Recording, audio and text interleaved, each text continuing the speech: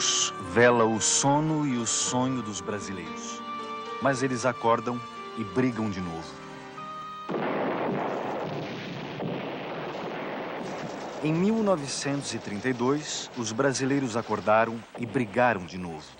Todo paulista sabe ser pobre como um xó, para com esta pobreza alcançar a riqueza maior, a riqueza melhor, a riqueza gloriosa, a riqueza suprema, a única riqueza que São Paulo quer, a vitória, a vitória, a vitória. Essa voz que conclama os paulistas para a vitória é de César Ladeira, um jovem estudante de direito que seria um dia o locutor mais famoso do rádio brasileiro. Em 32, César Ladeira se tornou o locutor oficial do Levante Armado, desencadeado pelos paulistas contra o governo provisório instalado pela Revolução de 30. Para os paulistas, o governo provisório sediado no Palácio do Catete, chefiado por Getúlio Vargas, se transformara numa ditadura. Havia insatisfeitos por todo o país, mas só os paulistas declararam guerra ao governo federal. Até hoje há quem pense que o objetivo do Levante era separar São Paulo do resto do país. Mas os paulistas diziam que a sua luta era pela democratização do país e por uma nova Constituição. Na Guerra Civil de 32, morreram mais de 800 homens. Número maior do que o dos brasileiros mortos na Segunda Guerra Mundial. As maiores baixas foram entre os paulistas. Mais de 600 mortos. Foi uma luta desigual. São Paulo tinha 35 mil soldados. As forças do governo provisório eram 3 vezes mais numerosas e mais bem equipadas. Apesar do apoio maciço da população e do alistamento espontâneo de mais de 45 mil civis, depois de quase 3 meses de combates, os paulistas foram derrotados. Mas muita gente ainda acredita que eles poderiam ter vencido se as tropas de Mato Grosso tivessem se unido em massa às de São Paulo e se gaúchos e mineiros tivessem aderido ao Levante. A Revolução de 32 incomoda muito por causa da reivindicação constitucionalista. E como nós vivemos numa sociedade extremamente autoritária, ainda hoje esse requisito do constitucionalismo a quente é algo que incomoda a opinião dominante na política, tanto em qualquer espectro, do centro-esquerda ou da esquerda. A esquerda devia fazer as pazes com a Revolução de 32.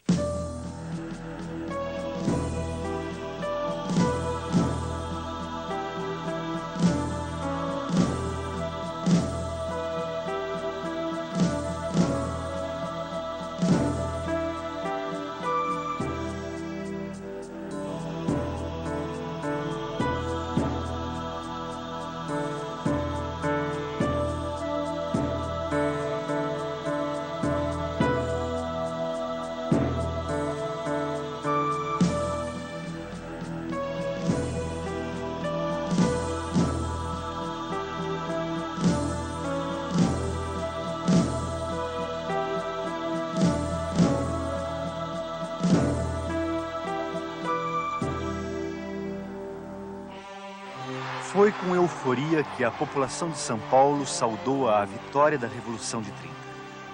Quando a notícia da prisão do presidente Washington Luiz chegou à capital paulista, uma multidão saiu às ruas para comemorar.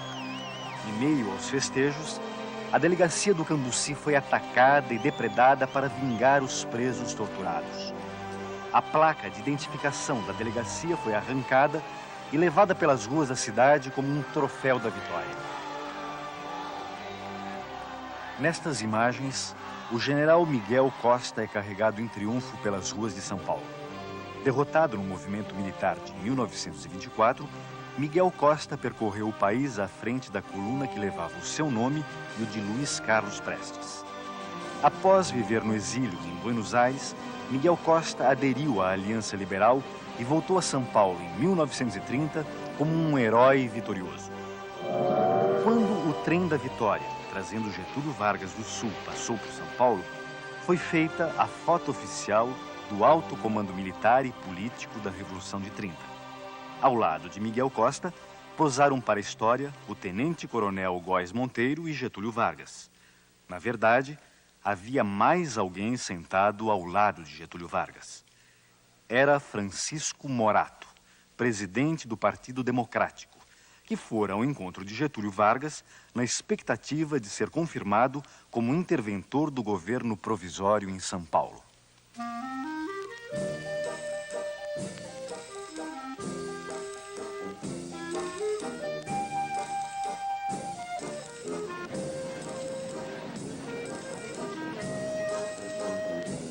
Nas eleições presidenciais de 1930, o Partido Democrático, apesar de paulista, apoiara o gaúcho Getúlio Vargas, candidato da Aliança Liberal, contra o paulista Júlio Prestes, candidato da Situação e do Partido Republicano Paulista.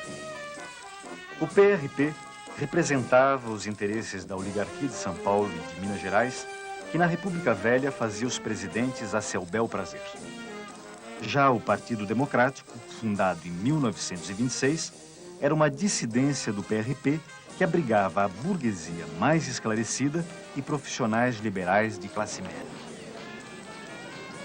O Partido Democrático era um partido de quadros mais jovens, tinha uma ligação real com a classe média e era, através das suas figuras mais proeminentes, um partido de professores e de advogados. E, nesse sentido, ele era muito sensível a esse ideário do constitucionalismo, da verdade eleitoral, da representação, etc.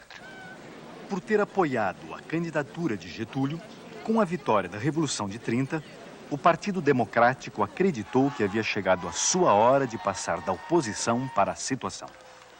Mas os líderes da Revolução não confiavam nos democratas paulistas. Aos olhos dos tenentes, os políticos paulistas eram todos farinha do mesmo saco. E, no fundo, só pensavam numa coisa: conquistar o poder estadual e federal. Para impedir que isso acontecesse, os tenentes reivindicaram o Palácio dos Campos Elíseos, sede do governo de São Paulo, e foram atendidos pelo governo provisório de Getúlio Vargas. O interventor não seria nem civil nem paulista, mas militar e pernambucano. O nomeado foi o coronel João Alberto, aqui visto quando era chefe de destacamento da coluna Miguel Costa Prestes. O comando da Força Pública de São Paulo foi entregue a Miguel Costa, que contava ainda com a sustentação política de uma força paramilitar, a Legião Revolucionária. Para os tenentes, democracia era democracia social. Era dar poder a novos grupos, era revitalizar, digamos assim, classes e grupos sociais que jamais tinham tido voz, para justamente neutralizar essas velhas oligarquias. Portanto, democracia tinha que ser alguma coisa anti-oligárquica. Para os grupos paulistas, democracia era democracia formal, era democracia jurídica, e não tinha nada a ver com a democracia social. João Alberto governou apenas 40 dias. Nesse período, tomou medidas que deixaram as classes dirigentes assustadas. Aumentou os salários em 5%. Estabeleceu a garantia de um mínimo de 40 horas semanais de trabalho e permitiu que se instalasse em São Paulo uma seção do Partido Comunista. O que mais se ouvia nos corredores da Federação das Indústrias de São Paulo era que os tenentes haviam trocado seu antigo ideário liberal por um programa de reformas sociais de cunho socializante. Além do receio de que o comunismo rondava o país, o empresariado paulista sofria os efeitos mais duros da depressão econômica internacional. Entre 1928 e 1930, as exportações brasileiras haviam caído de 96 milhões para 65 milhões de libras. Quando Vargas tomou posse, 30 milhões de sacas de café, sem compradores, ameaçavam apodrecer nos armazéns. Como a Revolução pretendia limitar o poder dos barões do café, mas não a pujança do nosso principal produto de exportação, um paulista foi nomeado para o Ministério da Fazenda e outro para a presidência do Banco do Brasil. Por algum tempo, os preços do café foram sustentados artificialmente pelo governo provisório, e não apenas através de subsídios. Para diminuir o estoque, o governo ordenou a queima de toneladas de café. Nem assim os preços subiram. A temperatura política, no entanto, continuou a subir. Em 28 de abril de 1931, o 6º Batalhão de Infantaria da Força Pública subleva-se no Cambuci, na capital paulista, com a participação de membros do Partido Democrático. Não dá em nada, mas é o primeiro sinal de que os paulistas estavam dispostos a tudo para se livrar da tutela dos tenentes. Ficou muito claro que os tenentes não iam ser derrotados sem luta. Então foi essa ideia de que estavam esgotadas as possibilidades, não é, de uma negociação que levasse efetivamente à constitucionalização rápida do país e à autonomia de São Paulo que precipitaram a crise. O que é que desperta fundamentalmente essa massa de classe média, sobretudo, que vai para a rua em 1932? É a ideia de que São Paulo foi prejudicado, que São Paulo foi ferido, que São Paulo carrega os demais estados da federação, que são 20 vagões vazios, que o São Paulo foi ocupado por um tenentinho qualquer, que era o tenente João Alberto. Tudo isso é que explica essa galvanização, essa sensação de profunda injustiça e profundo dever em nome do Brasil até que percorre a população de São Paulo. Sem esse sentimento, sem esse tipo de valor, não se explica a mobilização. Embora gaúchos e mineiros também estivessem decepcionados com os rumos da Revolução de 30, foram os paulistas que mais se agitaram contra o governo provisório. Nenhum dos 3 sucessores de João Alberto conseguiu esquentar a cadeira de interventor. Contra a vontade de João Alberto e Miguel Costa, Getúlio escolheu para interventor o civil e paulista Laudo de Camargo. Sem contar com o apoio dos políticos paulistas, Laudo de Camargo renuncia ao cargo 3 meses depois. Em seu lugar, entrou o coronel Manuel Rabelo, que também durou pouco tempo no poder. Estes respeitáveis senhores são políticos, funcionários públicos e jornalistas de São Paulo, unidos para completar o alargamento da Rua São João, fazendo surgir a Avenida São João. Depois da reforma urbana na cidade de São Paulo, os paulistas voltariam a unir forças para tentar reformar o sistema político do país. Em janeiro de 1932, o Partido Democrático rompe com o governo provisório e se une ao Partido Republicano. Nasce a Frente Única Paulista.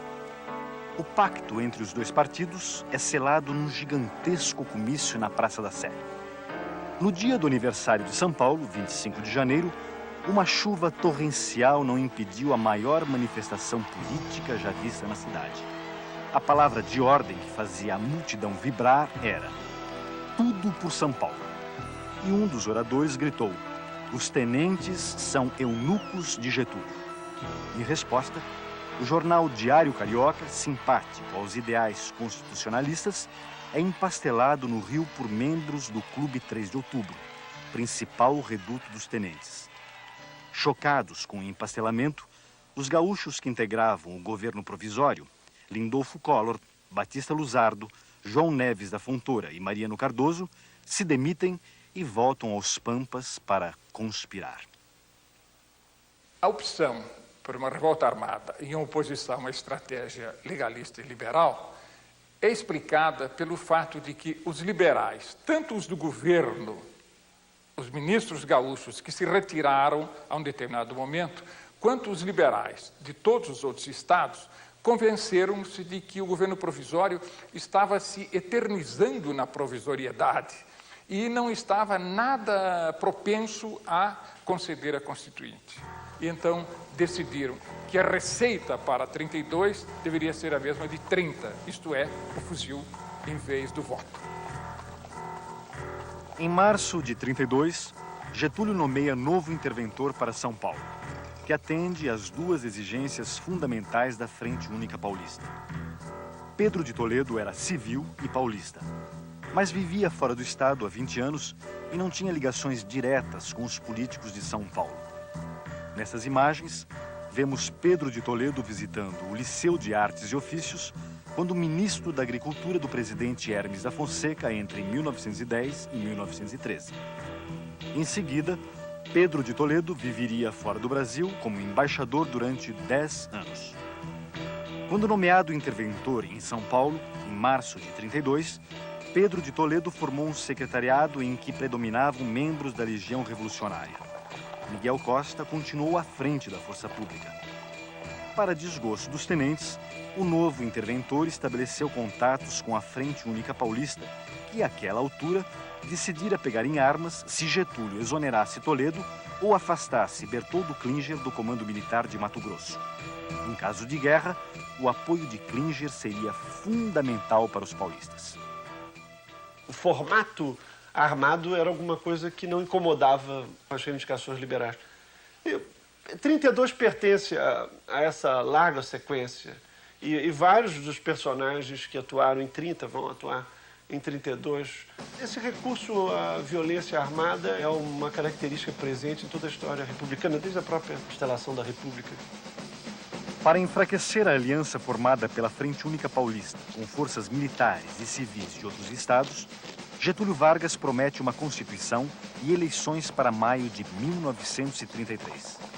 Mas os paulistas já não confiavam mais nas promessas de Getúlio.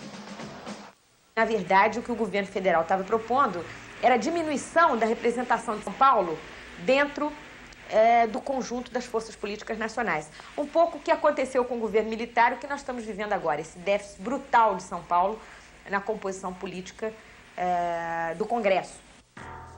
Em 22 de maio de 1932, o ministro da Fazenda do governo provisório, Oswaldo Aranha, chega a São Paulo para tentar um acordo entre a Frente Única e os tenentes. Recebido com vaias e xingamentos, o emissário de Getúlio fracassa em sua missão e volta ao Palácio do Catete de mãos abanando. No mesmo dia em que Oswaldo Aranha chegou a São Paulo, é convocado um comício na Praça do Patriarca. Um panfleto é distribuído protestando contra a interferência indevida no sagrado direito do povo paulista escolher os seus governantes. No dia seguinte, novo comício. Desta vez convocado pelos estudantes da Faculdade de Direito. O comércio fecha suas portas e as ruas da cidade são tomadas de assalto por uma onda de agitações. Segundo uma testemunha, naquele dia, as salvas que se ouviam não eram de bombas juninas. Muitas moças sacavam revólveres da bolsa e atiravam para o alto. Enquanto prosseguem os discursos na Praça do Patriarca, uma multidão chega aos Campos Elíseos, onde Francisco Morato anuncia o novo secretariado do interventor Pedro de Toledo, formado apenas por representantes autênticos de São Paulo. Miguel Costa é afastado da força pública e reformado. Apesar dessa vitória, as manifestações prosseguem. Sem policiamento, a cidade é tomada pela desordem. Jornais ligados a Miguel Costa e ao governo provisório são empastelados. E casas de armas e munições são invadidas. Um grupo armado segue em direção à sede da Legião Revolucionária na Rua Barão de Itapetininga. O prédio é atacado e os legionários respondem ao fogo com tiros de fuzil e metralhadora. Já era madrugada quando os legionários afinal se renderam. Do conflito resultam pelo menos 5 mortos.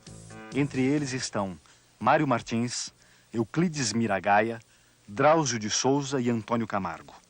São os primeiros mártires da Guerra Civil prestes a eclodir. Com as iniciais de seus nomes, MMDC, é batizada uma sociedade secreta criada para arregimentar combatentes civis e apoiar o levante armado. 23 de maio é o dia em que essas forças que acabaram concretizando a Revolução de 32 extinguiram o seu inimigo interno, que era a Legião e Miguel Costa. E em 9 de julho eles avançam contra o inimigo externo, que era a chamada ditadura. Se a guerra viesse, os paulistas contavam com a adesão do Rio Grande do Sul, Minas e Mato Grosso. As tropas de Mato Grosso enfrentavam dificuldades quando seu comandante, general Bertoldo Klinger, acendeu o estupim com uma carta contra o novo ministro da Guerra de Getúlio. Destituído do comando, Klinger seguiu para São Paulo com alguns oficiais, mas sem os 6.000 soldados e as dezenas de canhões que havia prometido. Já era tarde para São Paulo recuar. A princípio marcada para o dia do aniversário da Revolução Francesa, 14 de julho, o levante paulista estoura no dia 9. Eu caracterizaria o movimento paulista, um pouco esquematicamente, como sendo um movimento federalista, civilista, liberal e socialmente conservador, contra o governo central, que naquele momento se caracterizava por ser centralizador, por ser autoritário, por ser dominado por militares e por ser socialmente reformista.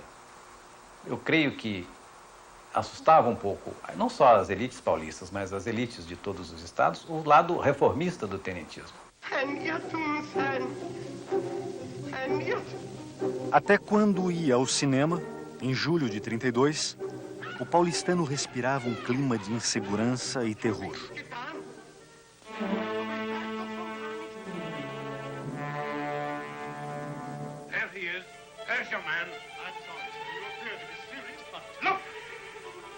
Enquanto as trevas baixavam nas telas, o levante armado saía às ruas. No dia 10 de julho, a cidade de São Paulo amanheceu ocupada por tropas militares, comandadas pelo coronel Euclides Figueiredo. Sem um único tiro, as centrais telefônicas são tomadas por estudantes do MMDC. Outros revoltosos ocupam as emissoras de rádio e as estações telegráficas. O general Miguel Costa é preso em sua casa, de onde não seria libertado até o fim da Guerra Civil. O MMDC instala seu comando na Faculdade de Direito do Largo de São Francisco, para onde se dirigem os voluntários alistados. O velho general Isidoro Dias Lopes, chefe da Revolução de 1924, é o líder militar do Levante e o comando das operações fica com o general Bertoldo Klinger.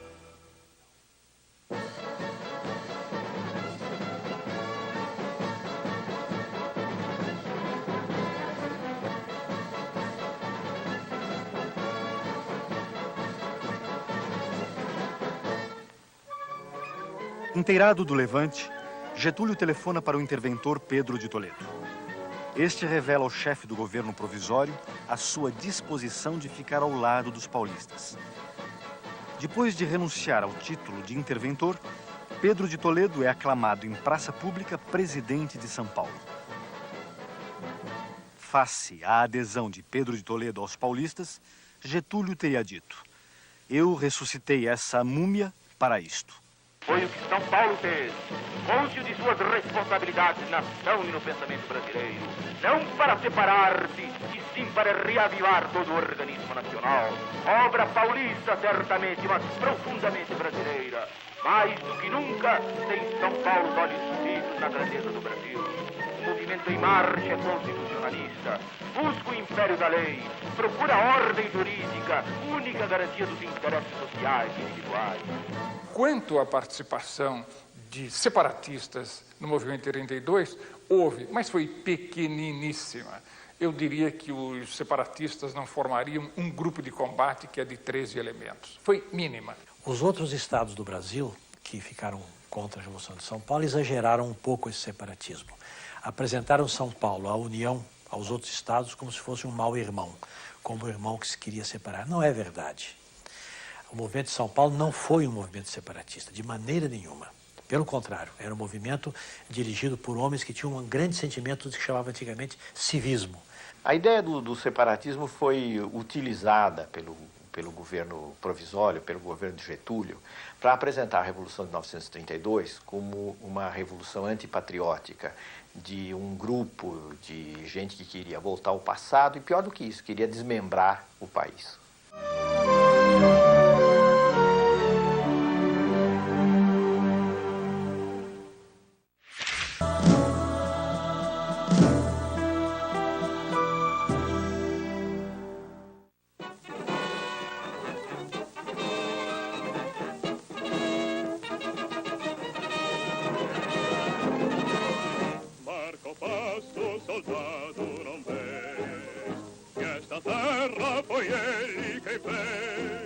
Os planos do Levante previam uma ação rápida para derrubar Getúlio e erradicar a influência dos tenentes.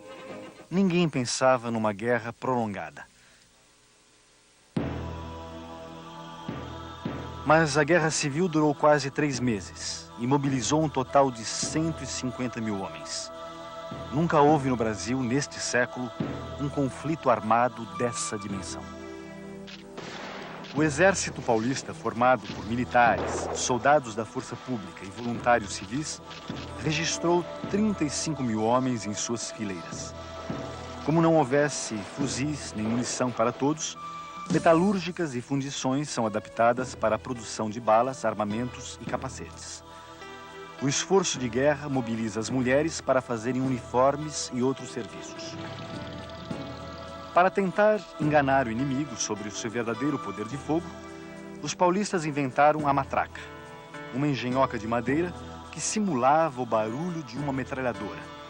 Nessas imagens, soldados mineiros brincam com uma matraca capturada dos paulistas.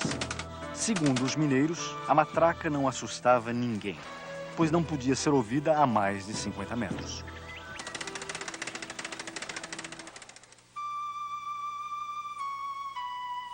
Além de mal armados, muitos batalhões do Exército Paulista não tiveram treinamento militar suficiente.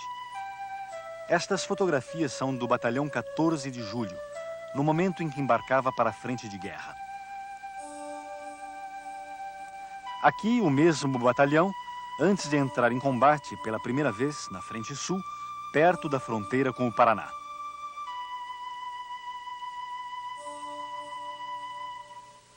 Depois de 2 dias de combates, eles bateram em retirada, deixando para trás 11 mortos e 45 prisioneiros. Foi a primeira de uma série de vitórias das tropas federais, comandadas pelo general Valdomiro Lima, que seria, depois da guerra, um novo interventor em São Paulo. Sem a adesão do Rio Grande do Sul e de Minas, não há possibilidade de vitória militar para São Paulo. Quando o general Flores da Cunha, interventor no Rio Grande do Sul, e Olegário Maciel, interventor em Minas Gerais, mobilizam suas forças contra São Paulo, a sorte do levante é selada. Com uma vitória dessa natureza contra o governo central, São Paulo teria, o poder de São Paulo seria incontestado, quase incontestável. O receio deste predomínio excessivo, eu creio que foi um grande freio usado com astúcia pelo governo central para convencer Minas e Rio Grande do Sul a não apoiarem a revolta. Cercados em várias frentes e em retaguardas não previstas, os paulistas lutaram praticamente sozinhos até o fim. Com poucos soldados, ocuparam um ponto estratégico. Este túnel ferroviário, a 1.800 metros de altitude na Serra da Mantiqueira, na fronteira com Minas Gerais. Por aqui deveriam chegar reforços mineiros, mas as tropas de Minas já chegaram atirando. A luta no túnel durou 2 meses. Apesar dos árduos combates, ainda sobrou tempo para os mineiros encenarem um ataque aéreo dos paulistas.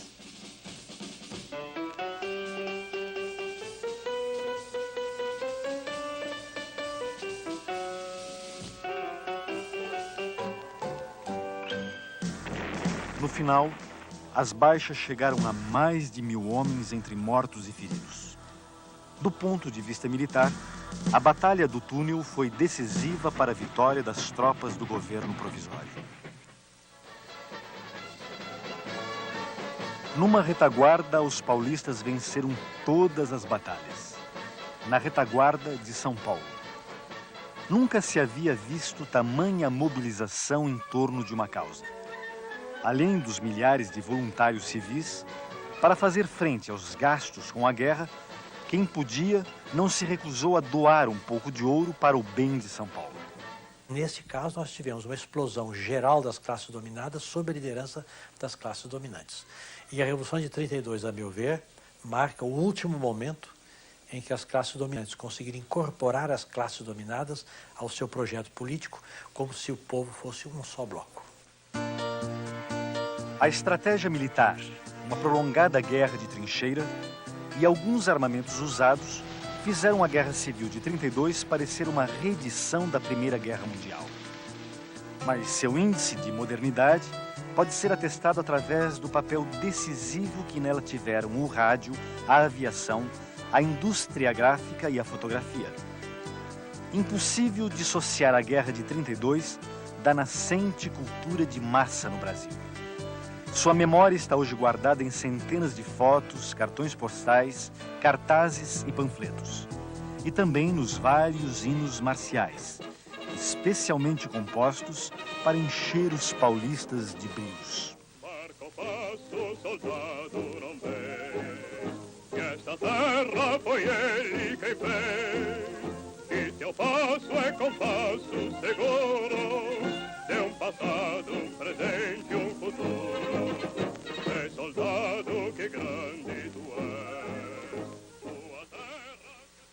Eu creio realmente que a ideia da Constituição era uma ideia muito abstrata, mas a ideia da autonomia e o sentimento regionalista não eram nada abstratos. Os medos do comunismo também não eram nada abstrato. O grande tribuno da Revolução, o Ibrahim Nobre, apresentou 32 como a luta de Jesus contra Lenin.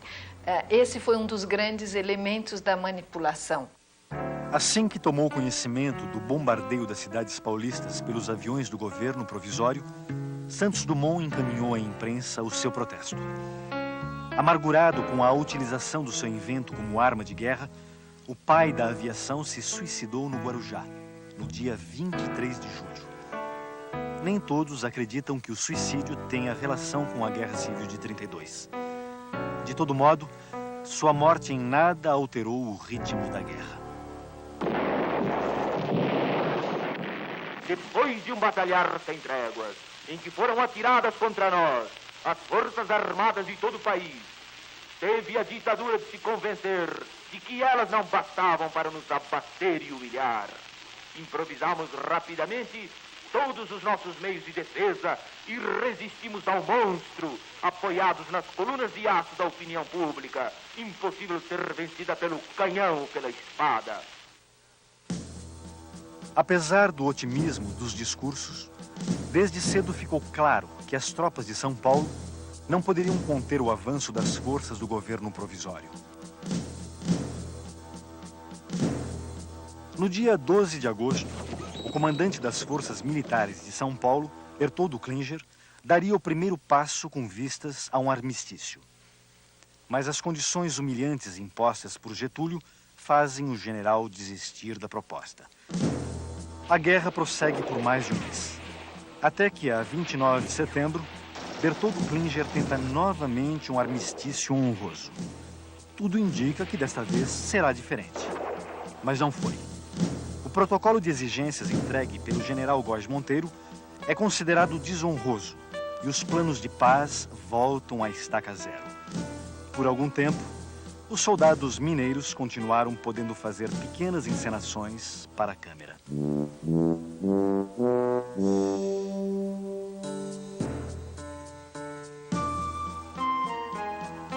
Oficialmente, a Guerra Civil terminou às 8 horas do dia 2 de outubro.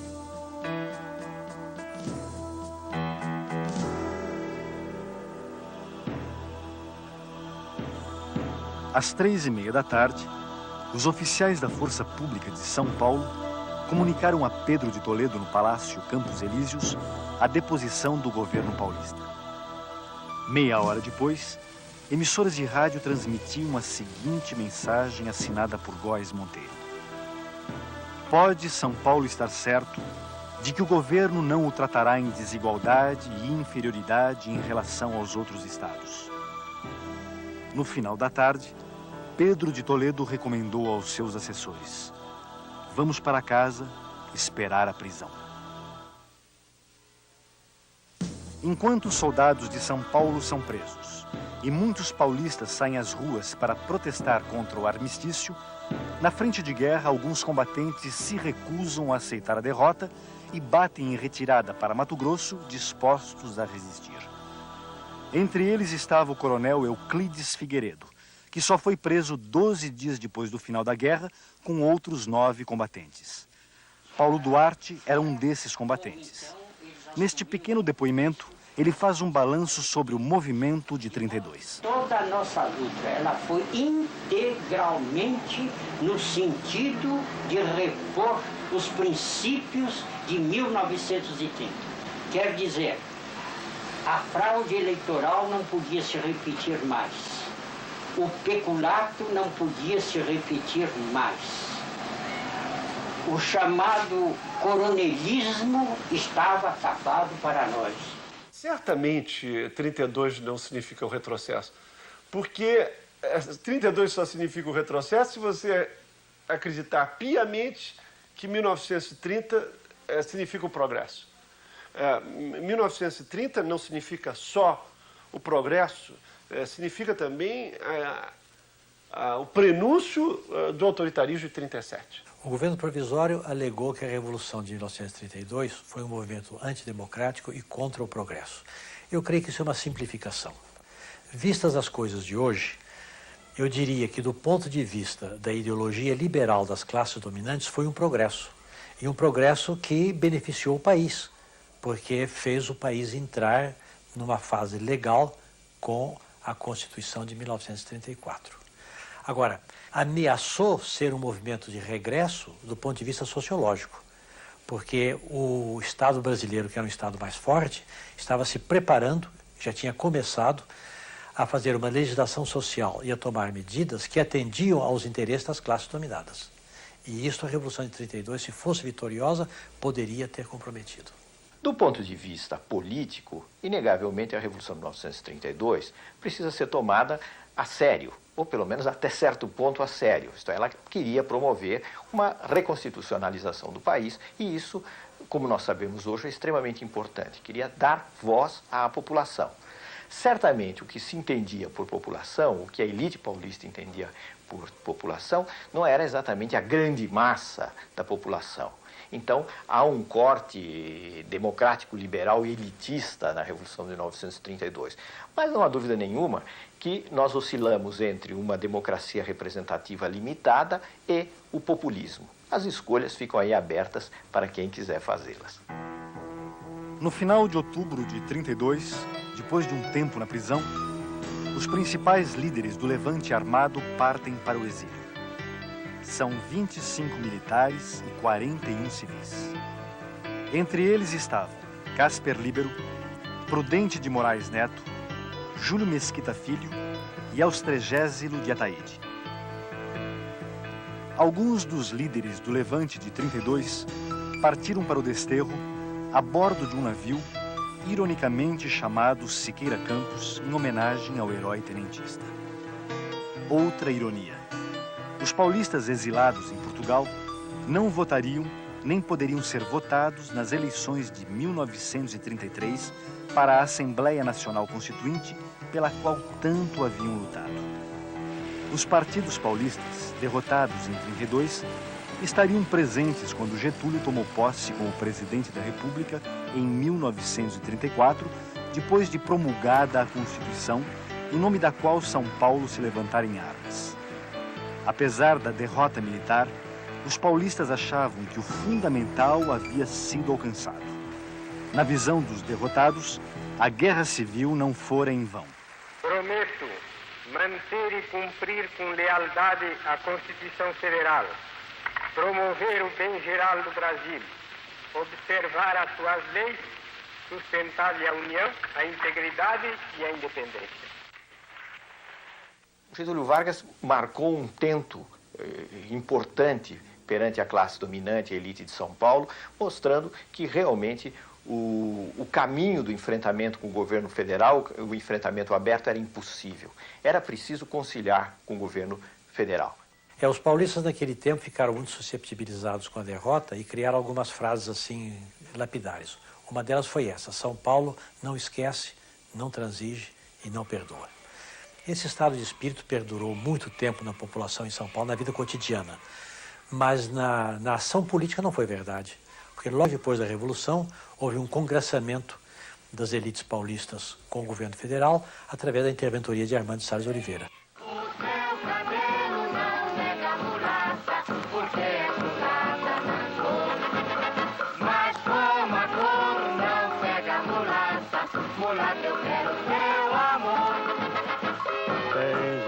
sabor, bem do Brasil, tens alma cor de anil.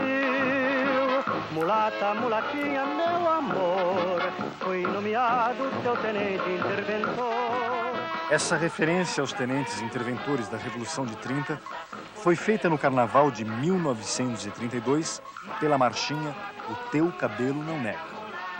No Carnaval de 33, foi a vez da Guerra Paulista ser lembrada nas ruas e nos salões. Meu bem, pra me livrar da matraca, da língua de uma sogra infernal, eu comprei um trem blindado pra poder sair no carnaval. O título dessa marchinha é Trem Blindado. Ela brinca com o trem inventado pelos paulistas para combater as forças do governo provisório na Guerra Civil de 32. O trem, composto de uma locomotiva e 2 vagões, era camuflado. Na frente, um canhão. Nos flancos, metralhadoras. No alto, 2 potentes holofotes. Fazia jus ao apelido Fantasma da Morte, mas não influiu no resultado da guerra. Depois do Carnaval, veio a Quaresma. E depois da Quaresma, as eleições de maio de 1933 para a Assembleia Nacional Constituinte. Novamente unidos, os partidos paulistas, derrotados em 32, compõem uma chapa única e elegem 17 dos 22 representantes de São Paulo. 3 meses depois, em agosto de 33, caía o último interventor verde-oliva. Num gesto surpreendente, Getúlio, já eleito presidente da República pelo voto indireto dos constituintes, nomeou Armando de Salles Oliveira para governar São Paulo e declarou publicamente: quero que compreendam a extensão e o significado deste ato, pois com este decreto entrego o governo de São Paulo aos revolucionários de 32. Armando Salles era o líder consensual da elite paulista. Depois de ser interventor nomeado, foi eleito pelo voto indireto governador de São Paulo em abril de 1935 e teve sua candidatura à presidência da República lançada em fevereiro de 1937.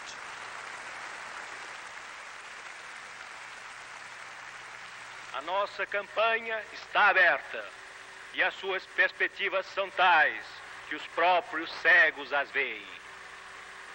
A bandeira que erguemos não é pequena, é uma só e está sustentada por brasileiros de todos os pontos do país. O seu tamanho, por conseguinte, é o do próprio Brasil.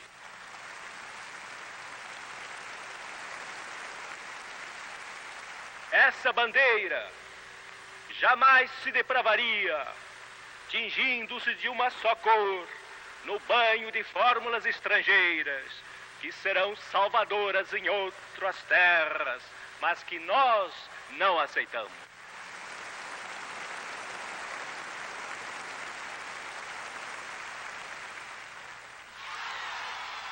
Apesar dessas manifestações de entusiasmo, as eleições presidenciais previstas para janeiro de 1938, afinal, não aconteceram. Getúlio e os militares que o cercavam rasgam a Constituição de 1934 e fazem baixar sobre o país as trevas do Estado Novo. O pretexto dado na época para o golpe foi que só um regime autoritário seria capaz de conter a subversão da ordem pelos comunistas, os vilões nacionais desde 1935, quando uma insurreição militar liderada, entre outros, por alguns tenentes ligados a Luiz Carlos Prestes, fez tremer os alicerces do Palácio do Catete. Até hoje se pergunta em que medida a derrota dos paulistas e do seu ideário liberal, em outubro de 1932, ajudou a aplainar o caminho para a decretação do Estado Novo. A derrota do movimento de 1932 ajudou a aplainar o caminho para o Estado Novo, na medida em que foi a vitória de um poder central onde a ideia de uma ditadura era uma ideia muito forte, desde cedo, desde os anos 1930, a instauração de uma ditadura com permanência no país. Então, na medida em que as forças que se opunham a isso foram derrotadas, sem dúvida a derrota da Revolução de 1932 concorreu para isso. A negociação que se seguiu a 32 foi muito clara. Devolveu-se autonomia a São Paulo, mas uma autonomia leal ao governo central. E essa lealdade foi tão profunda que quando Armando Salles de Oliveira parte com um projeto liberal antagônico ao do Getúlio, né, São Paulo fica com Getúlio. São Paulo acabou concordando de uma forma ou de outra com o governo varguista, e São Paulo não são só suas elites dirigentes. São Paulo votou maciçamente em Getúlio para senador depois.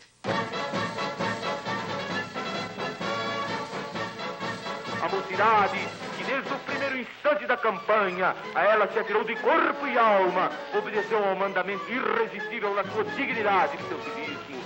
Para satisfazê-lo integralmente, como exige a sua consciência, não julga distrita a luta pelas armas da cruzada que empreendeu. O combate prosseguirá, na paz como na guerra, para que a vontade popular faça valer para sempre a sua soberania, acima de todos os interesses e de todas as malquerenças de partidos, credos, classes e pessoas. Os paulistas perderam a Guerra Civil de 32. Mas a bandeira que levantaram não perderia a sua atualidade nas décadas seguintes. A luta pela Constituição e para assegurar o respeito aos direitos fundamentais da cidadania, a alternância do poder e o controle do Estado ainda não chegou ao fim. Mesmo que entre os paulistas de 32 se ocultassem raposas separatistas e democratas de fachada, ligados aos interesses de uma elite nada preocupada com a questão social, boa parte da população mobilizada para o Levante foi de fato movida por um sonho. O sonho de um Brasil novo. Para desgraça nossa, o que tivemos no final daquela década foi um Estado novo.